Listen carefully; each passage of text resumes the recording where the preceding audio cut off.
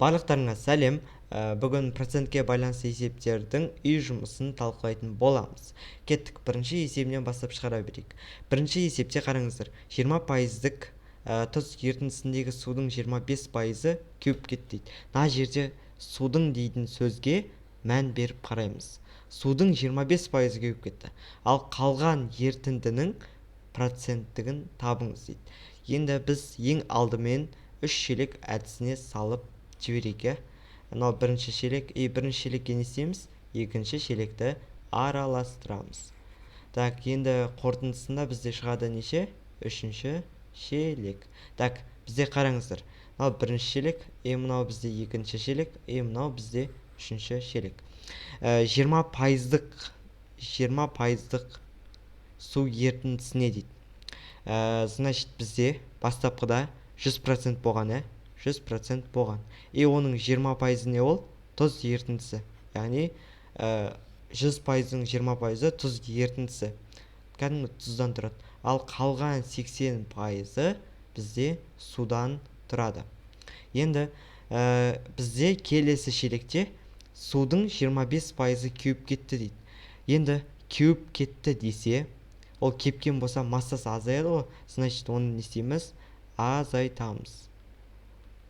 Так, бізде мынау қосу емес, азайту болады. Сол кезде мынау екеуі бірінші шелектен екінші шелекті азайтамыз. Бізде судың 25% кеуіп кеткен. Енді бізде 80% су, ал қалған бізде 80%-тің, яғни 80%-дың 20%-ы кеуіп кеткен. Енді осы жерден сұрақ туындайды көпшіліктеріңізде. 80%-ның 20%-ын қалай табамыз деген. Енді ол үшін не істейсіздер? Екеуін санға айналдырып аласыздар. Яғни 80-ді санға айналдырсақ 80 бөлінген 100 болады. Ал 20-ны санға айналдыратын болсақ 20 бөлінген 100 болады. Екеуін не істейміз? Көбейтеміз. Так, бізде мынау 20 емес, 25% екенін кешірім сұраймын. Мынау бізде 25%. Енді екеуін қысқартатын болсақ, так, 80 мен 25-ті көбейтетін болсақ, бізде 2000 шығу керек. Оны бөлеміз 10.000-ға. Сонда бұл 0,2 болады. 0,2 деп отырғанымыз ол 20%. Яғни 20% бізде не істейді? Су қалады. 20% су қалады. Енді қалған ерітіндідегі процентті табуымыз керек. Так, бізде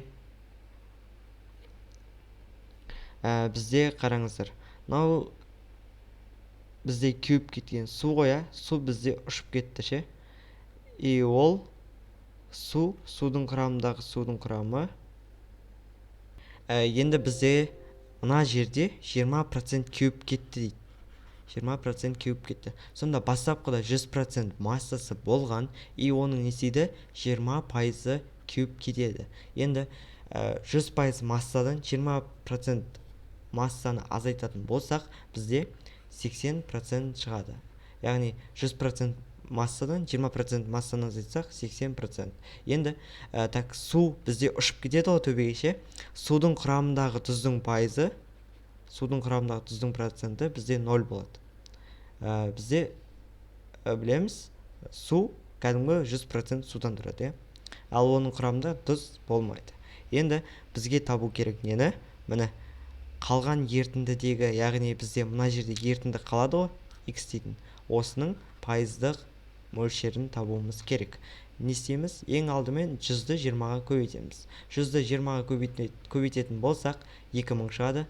Азайтылған 20-ны 0-ге көбейтсек 0 шығады. Так, оны жазбай қойсақ болады. Келесі 80 мен x-ті көбейтеміз, 80x болады. Енді x табу үшін не істейміз? 2000-ды бөле саламыз 80-ге. Так, енді 0 мен 0 қысқарады. 200-ді 8-ге бөлетін болсақ 25% шығады. Сонда қалған ерітіндідегі ерітіндінің проценті 25%. Келесі есепте стакандағы 100 грамм ерітіндінің құрамындағы қанттың концентрациясы 15% еді дейді. Яғни бізде 100 грамм қант стакандағы ерітінді берілген, оның құрамындағы қанттың құрамы 15%. Яғни 100 грамның 15% қант деген сөз. Оның үстіне тағы 250 грамм қайнаған су құйылып дейді. Яғни осы қанттың үстіне 250 грамм не істейді? Су құйылады. Бұл бізде қанттың мөлшері деп жазып қояйық. Так, бізде мынау қант астындағы енді 250 грамм қайнаған су құйылады дейді. Қайнаған су ол 100% судан тұрады. Оның құрамында қант болмайды. Яғни оның құрамында 0% қант болады. Енді келесі 50 грамм қант салынды дейді. Яғни 250 грамм су құяды и тағы да не істейді? 50 грамм қант салады. Бізде 4 шелек болып кетті ма? Так, 50 грамм қант салады екен. Қанттың құрамында қанттың проценті қанша? Әрине 100%. Сонда бұл қант болады. Так, енді пайда болған ерітіндінің құрамындағы қанттың концентрациясын табуымыз керек. Так, бізде төртінші пайда болған бір концентрация ерітінді шығады. Осында құрамындағы x% қантты табуымыз керек. Осының құрамында қанша процент қант бар екенін табуымыз керек. Енді мынау 100, 250, 50. Яғни 3 шелекті біз не істедік? Араластырдық. Сол кезде бізде қараңыздар. 100, 250 үшеуін қосамыз. 100-ге қосамыз 250-ді. И оған қосамыз 50-ді. Так, 300, 400 шығады екен. Сонда бізде 400 грамм ерітінді шығады екен. Енді есептеп көреміз. 100-ді 15-ге көбейтеміз. 100-ді 15-ге көбейтсек 1000 шығады. И қосамыз. 0-ды 250-ге көбейтсек 0 шығады. 50-ді 100-ге көбейтсек 5000 шығады. 5000 шығады и тең болады 400x-ке. Так, енді 5000-ға 1500 қосамыз. Сол кезде 6500 шығады. И ол тең болады 400x-ке. Так, бұл жерде 2-0 қысқарып кетеді екі жағынан. X табу үшін не істейміз? X-ті табу үшін 65-ті 4-ке бөле саламыз. Так, 65-ті 4-ке бөлетін болсақ, 32,5 и 16,25. Қателеспесем, осындай шығу керек, Сонда 2-ді болады. Келесі 100%-тік 800 грамм тұз қоспасынан 25%-тік тұз концентрациясын алу үшін осы қоспаға неше грамм тұз қосу керек дейді.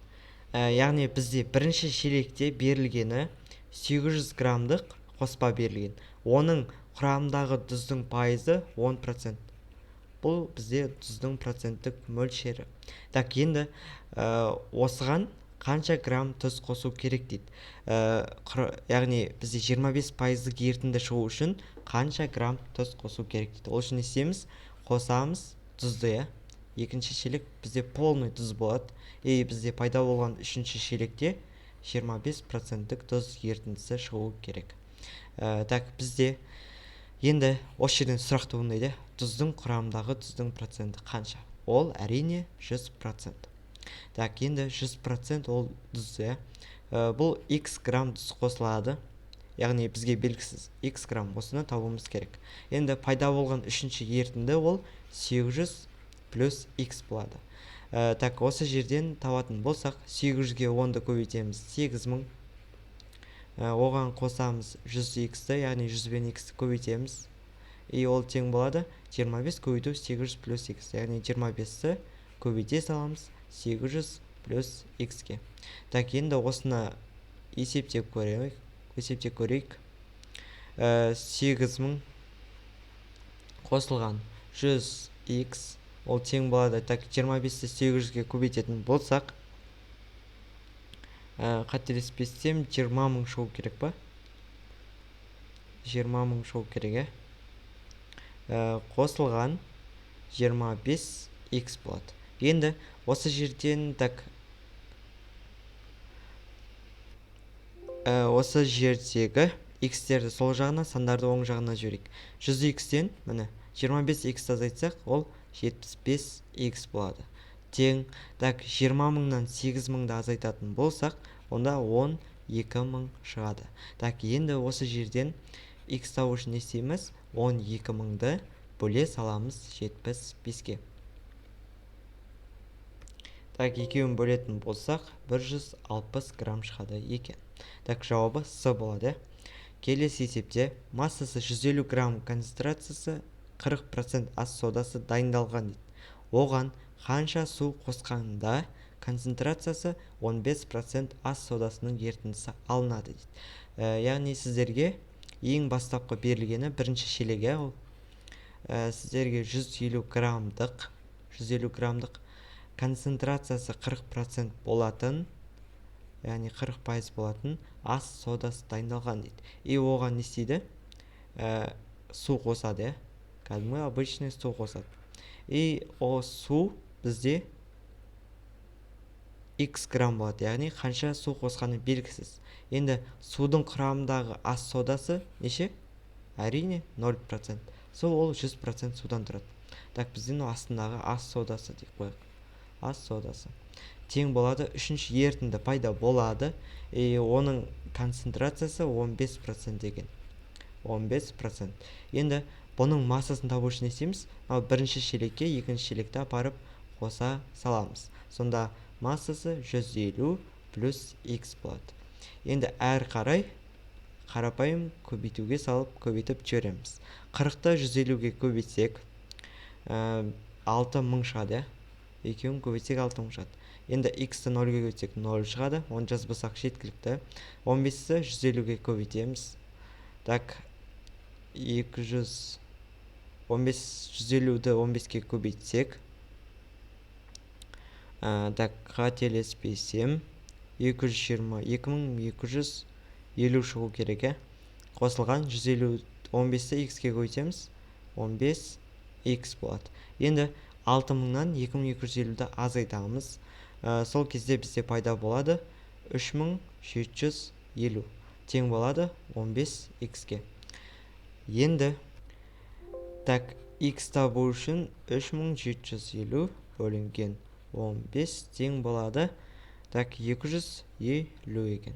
Жауабы сонда В болады. Келесі бізде терезенің алдында тұрған судың салмағы 180 грамм дейді. Ал құрамдағы тұздың концентрациясы 15% еді дейді. Так, бізге бірінші шелек берілген ба сонда? Терезенің алдында тұрған судың салмағы 180 грамм, 180 грамм. Енді ал құрамындағы тұздың концентрациясы 15%. Яғни бұл жерде тұздың проценттік мөлшері, тұздікі бізде 15%. Енді бірнеше күннен кейін 60 грамм су буланып кетті дейді. Буланып кетті деген сөз, ол ұшып кетті төбеге. Салмағы азайып кетті. Яғни азайтамыз, 60 грамм су төбеге қарай ұшып кетті, буланып. Сол кезде, так, бұл жерде су ұшып кетеді ғой. Тұз ұшпайды, тек қана не істейді? Су ұшып кетеді. Енді судың құрамындағы тұздың проценті 0 болады. Яғни бізде ұшып баратқан су бұл ше? Судың құрамында тұз 0% болады. Енді қалған тұзды судың құрамындағы концентрациясын табыңдар дейді. Яғни пайда болған үшінші шелектің пайыздық мөлшерін табуымыз керек, x%. Енді үшінші шелек бізде 180 азайтылған 60. Яғни 180 грамм еді бастапқыда, 60 грамм ұшып кетті, қалғаны 120 грамм екен. Бізде 120 грамм қалған екен. Так, енді әр қарай не істейміз? Әр қарай әрине есептейміз. 180-ді 15-ке көбейтеміз. Так, 180 көбейтілген 15 азайтылған. Так, азайтылған 60 көбейту 0 ол 0-ге тең болады. 120-ны x-ке көбейтеміз. 120x. Осы жерден x табатын болсақ, 180-ді 15-ке көбейтіп, оны бөлеміз 120-ға. Так, енді 60-ға қысқартамыз. 180-ді 60-ға қысқартсақ 3 болады, 120-ны 60-ға қысқартсақ 2 болады. Так, 45-ті бөлеміз 2-ке, 22,5. Жауабы сонда Д болады. Келесі, 120 грамм шайдың құрамындағы сүттің концентрациясы 5%. 120 грамм шай берілген, құрамындағы сүттің концентрациясы, яғни сүттікі бізде 5%. Енді егер шайға тағы 30 грамм сүт қоссақ, яғни плюс 30 грамм не қосамыз? 30 грамм сүт қосамыз. Енді сүттің құрамындағы сүттің проценті қанша болады? Әрине 100% болады. Так, енді қоссақ шыққан шайдың сүттің концентрациясы, яғни бізде бір шай шығады ғой, сол шайдың құрамындағы сүттің концентрациясын табуымыз керек. Так, тең дейміз да, мынаның бойындағы x% болады. Ал енді 120-ға 30 қосамыз, 150 грамм болады. Енді әрі қарай не істейміз? Әрине есептейміз. Так, 120-ны 5-ке көбейтсек 600 болады. Қосылған 30-ды 100-ге көбейтсек 3000 шығады. Тең болады 150x. Так, 3000-ға 600 қосамыз 3600 тең 150x болады. Енді x табу үшін не істейміз? 3600-ді бөле саламыз 150-ге. Так, сол кезде шығады бізде 24 шығады. 24%. Жауабы бізде Е болады. Келесі, тұзды су қоспасының құрамындағы тұз мөлшері 40%. 40%, Так, жазып қояйық, 40%.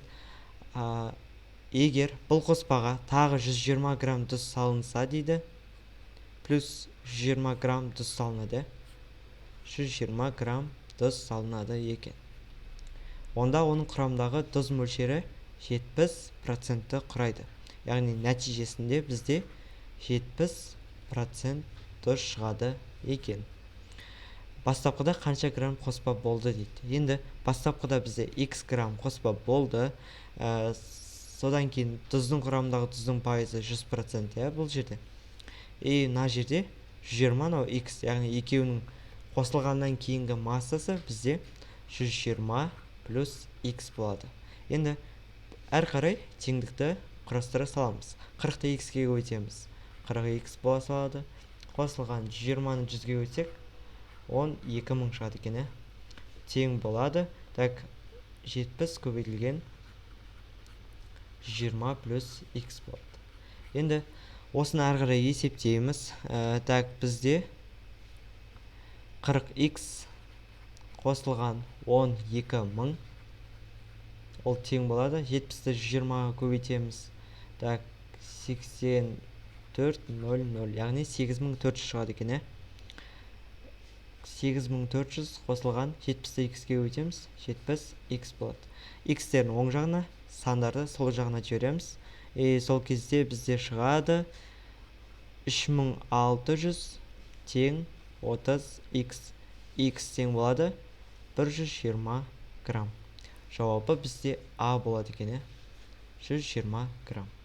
Келесі, 50% ерітінді алу үшін, яғни бұл бізде алу үшін дейтін болса, бұл кәдімгі пайда болған ерітінді. Яғни 50% ерітінді алу үшін дейді бізге. 30 грамм 15% ерітіндіге, яғни 30 грамм 15% ерітіндіге неше грамм 75% қосу керек. Яғни қанша грамм қосуымыз керек екен?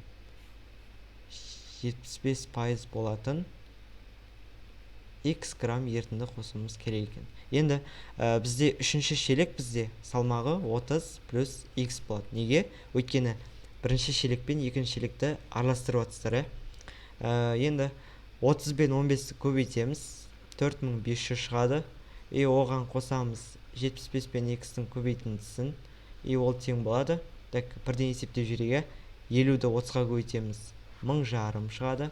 50-ді x-ке көбейтеміз, 50x шығады екен.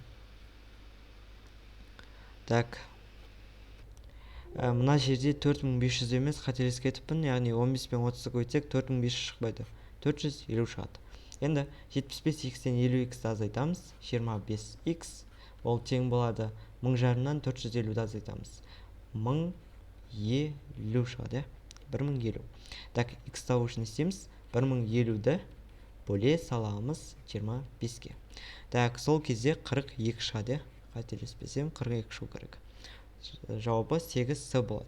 Келесі 80% 200 грамм ерітіндісі мен 5% 800 грамм тұз ерітінділерін қосқанда жаңа ерітіндідегі тұздың мөлшері. Яғни бұл жерде бірінші шелек пен екінші шелектің информациясы берілген. Яғни 80% 200 грамм ерітіндіге қосамыз 800 граммдық 5% ерітіндіні құрамында шығады, нәтижесінде бізде шығады. Так, x процент, яғни проценті бізге белгісіз, ал массасы 1000 болады. Неге? Өйткені мынақта 200 грамм, мынақта 800 грамм. Екеуін араластыратын болсақ, 1000 граммдық ерітінді шығады. Енді 200-ті 80-ге көбейтеміз. Ол кезде 16000 шығады. 16000 шығады. Қосамыз 800-ді 5-ге көбейтеміз. 4000 шығады. Тең болады 1000x-ге. Так, енді 20000 тең болады 1000x-ге. Осы жерден 3 нөлді бүйтіп қысқартсақ, x тең болады 20-ға. Сонда жауабы 20% ерітінді шығады. Келесі, майлылығы 35% болатын 5 литр қаймақты майлылығы 20% болатын 4 литр қаймақпен араластырып, оған және 1 литр су қосты дейді. Майлылығы қандай қаймақ пайда болды дейді. Қараңыздар, бізде 4 шелек тағыда. 35%, яғни майлылығы бізде 35% болатын 5 литр қаймаққа майлылығы бізде 20% болатын 4 литр қаймақты не істеді? Араластырды. Нәтижесінде оған тағы да не істеді? 1 литр су қосты. 1 литр су қосты. Енді астындағы бізде майлылығы бізде ше? Бізде қараңыздар, 1 литр судың құрамындағы май 0%, яғни судың құрамында май болмайды, тек қана 100% судан тұрады. Сондықтан 0% деп аламыз. Тең, енді бізде үшінші шелек пайда болады. Осы үшінші шелек, мынау 5 литр, мынау 4 литр, мынау 1 литр. Сонда жалпы 10 литр бір ерітінді шығады. Енді осының құрамдағы майлылықты табуымыз керек. 5-ті 35-ге көбейтеміз, 175 шығады. 4-ті 20-ға көбейтеміз, 80 шығады. 1-ді 0-ге көбейтсек 0 шығады. Ол тең 10x-ге. Енді екеуін қосатын болсақ, 255 тең 10x.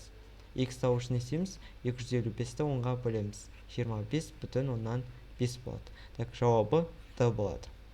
Келесі, құрамдағы тұз 40% болатын 600 грамм ерітіндіден осы тұздың 12% ерітіндісін алу үшін оған қанша су құю керек? Бізде бұл есепте былай деген екен.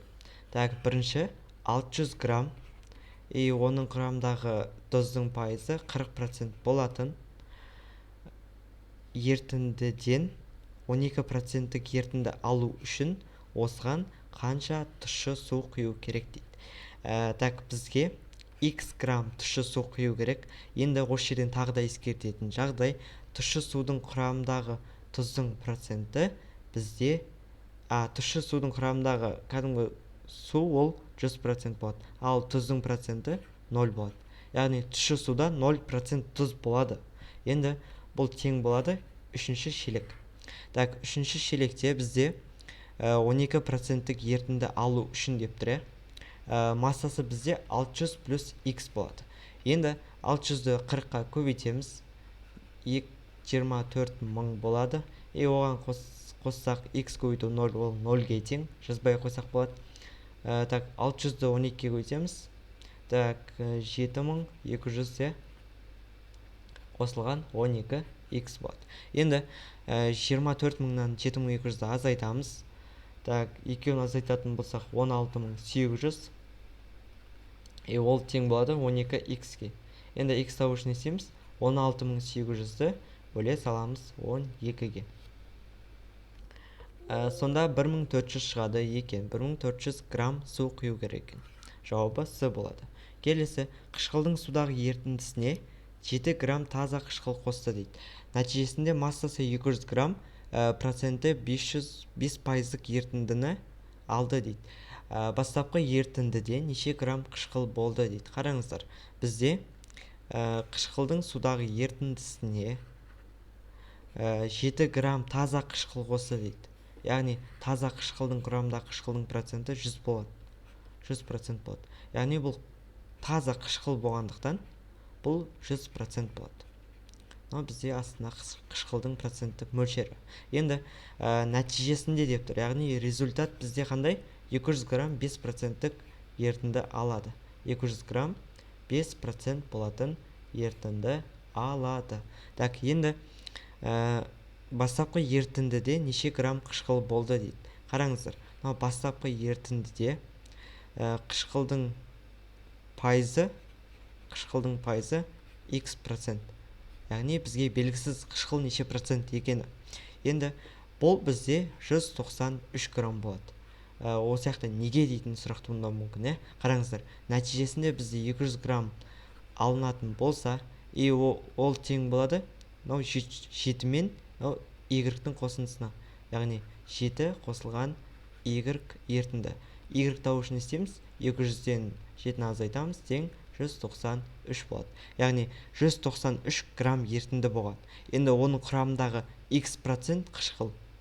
Яғни бірінші x% тауып аламыз, одан кейін барып барлық сол 193 грамм ерітіндідегі x%-ін тауып алсақ жеткілікті. Сол кезде бізде бастапқыда ерітіндіде қанша грамм қышқыл болғаны шығады екен. Так, 193-ті x-ке көбейтеміз, 193x болады. Қосылған 7-ні 100-ге көбейтеміз, 700 болады. Тең 200-ді 5-ке көбейтеміз, 1000 болады. Осы жерден 193x тең болады. 1000-нан 700 азайтсақ 300 шығады. X табу үшін не істейміз? 300-ді бөле саламыз 193-ке.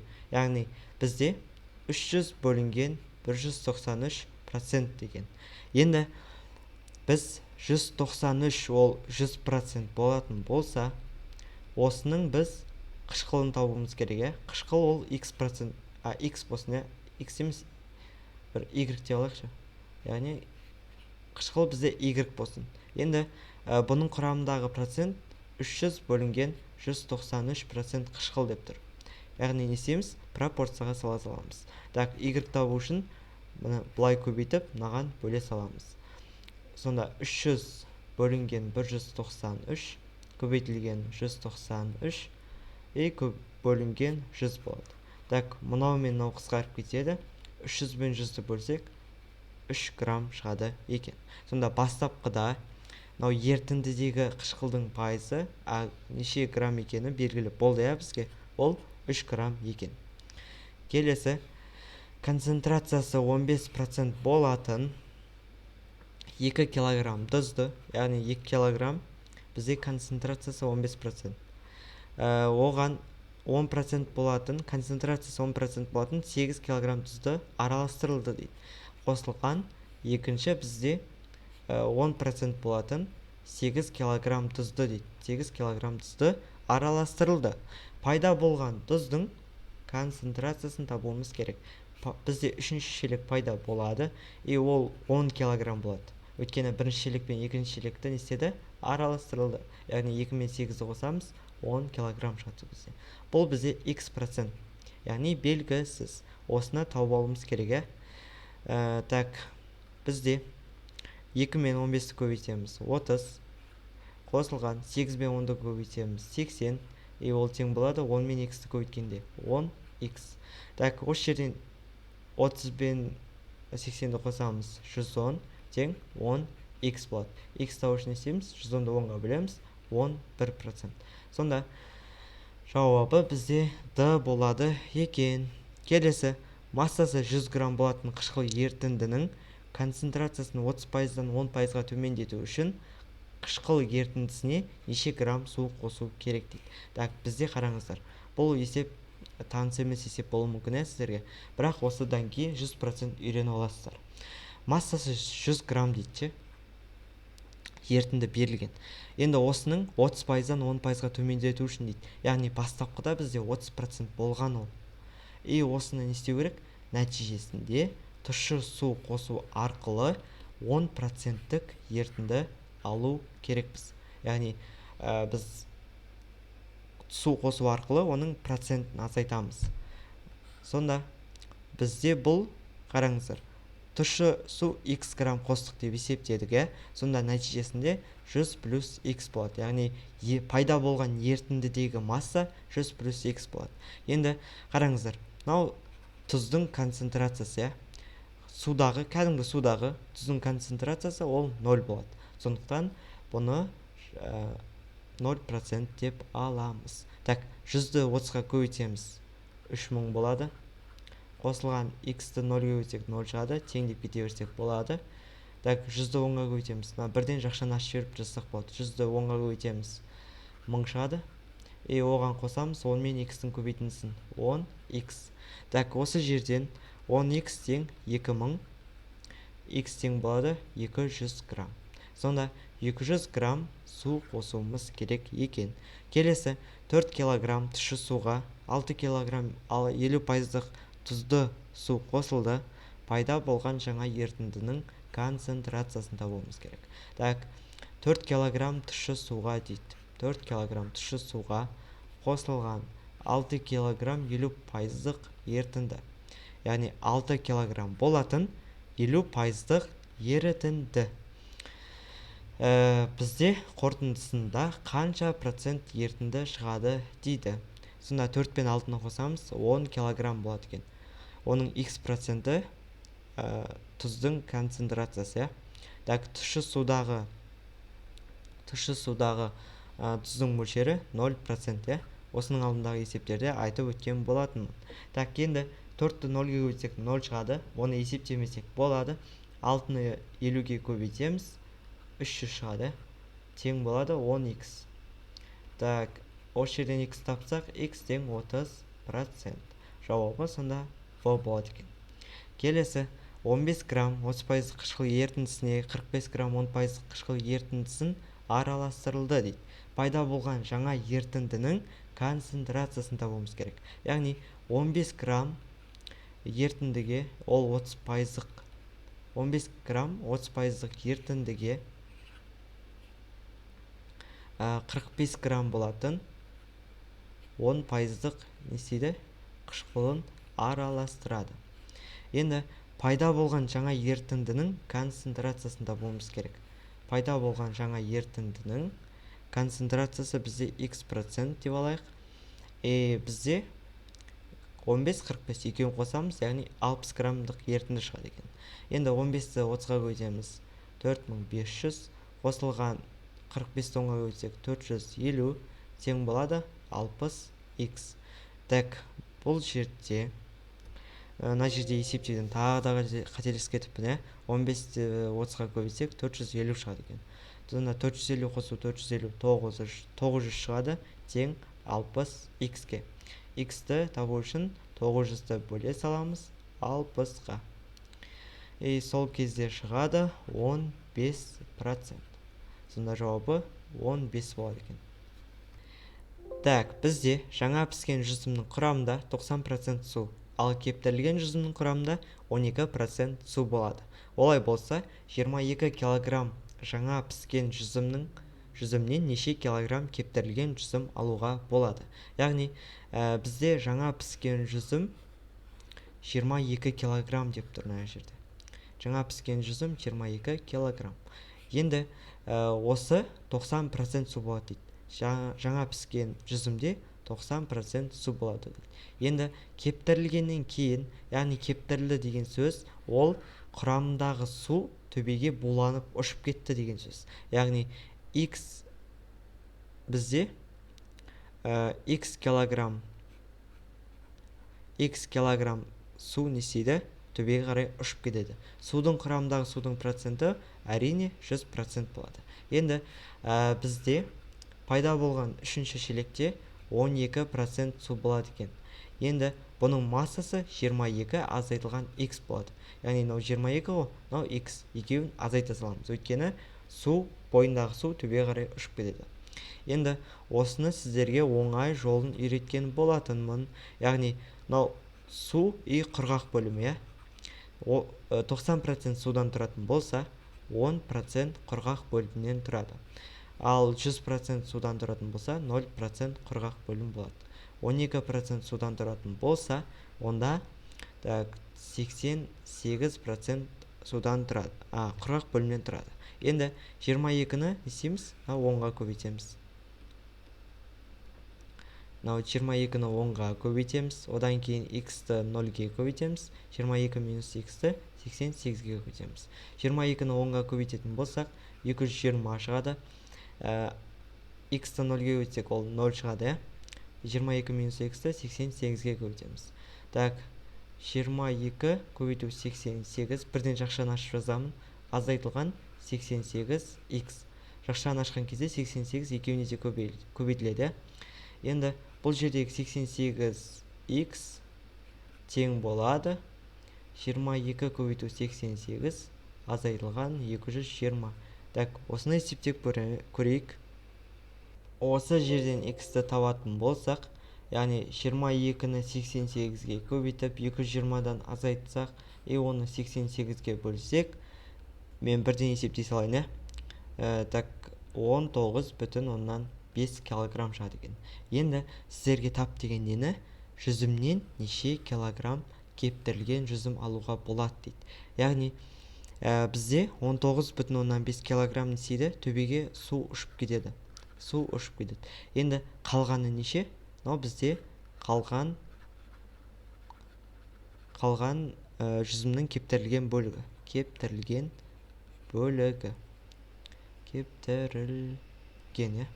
22-ден азайтамыз 19,5-ті. Сол кезде 2,5 килограмм шығады екен.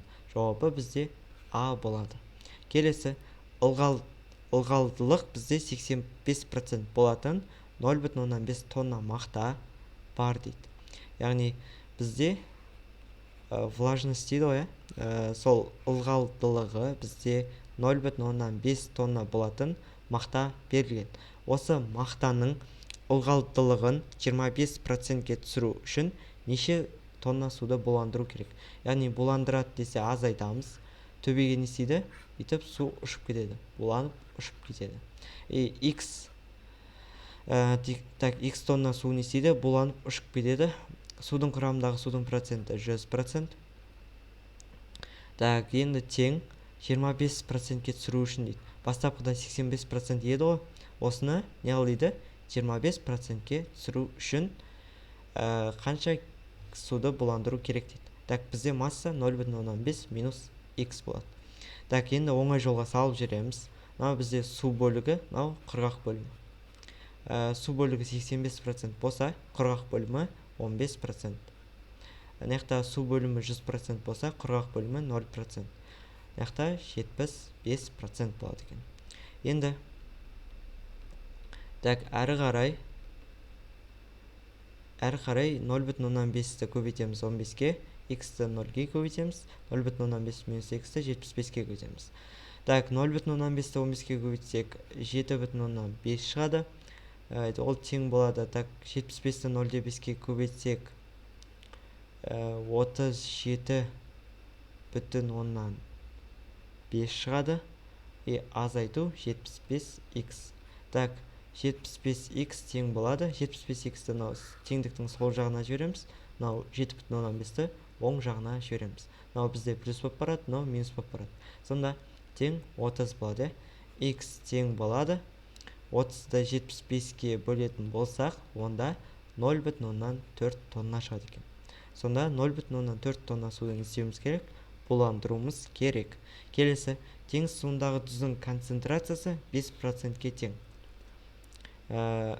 Олай болса, 15 килограмм теңіз суындағы тұздың концентрациясы 1,5% болу үшін қанша килограмм тұщы су қосу керек дейді. Яғни 15 килограмм сізде теңіз суы берілген. Оның бастапқы концентрациясы, яғни тұздың концентрациясы 5%. 5%. Ол тұщы суды қосады. Тұщы судың құрамындағы тұздың проценті 0% болады. Яғни x килограмм тұщы су қосады, нәтижесінде бізде пайда болады не ол? 1,5% концентрация. 1,5%-ке азайту үшін деп тұр, сонда нәтижесі бұл результат болады. Енді массасы бізде 15 плюс x болады. Әр қарай есептей береміз. 15-ті 5-ке көбейтеміз, 75. Ол тең болады, x 0-ге көбейтсек ол 0 шығады, ескермесек болады. Одан кейін мынаны 15-ті 1,5-ға көбейтсек 22,5 шығады. Қосылған 1,5x. Енді 75-тен 22,5-ті азайтсақ 52,5. Ол тең болады 1,5x-ке. Осыны есептеп көреміз. X тең болады, сонда 1 x тең 52,5-ті 15-ке 1,5-ға бөлетін болсақ 35 шығады екен.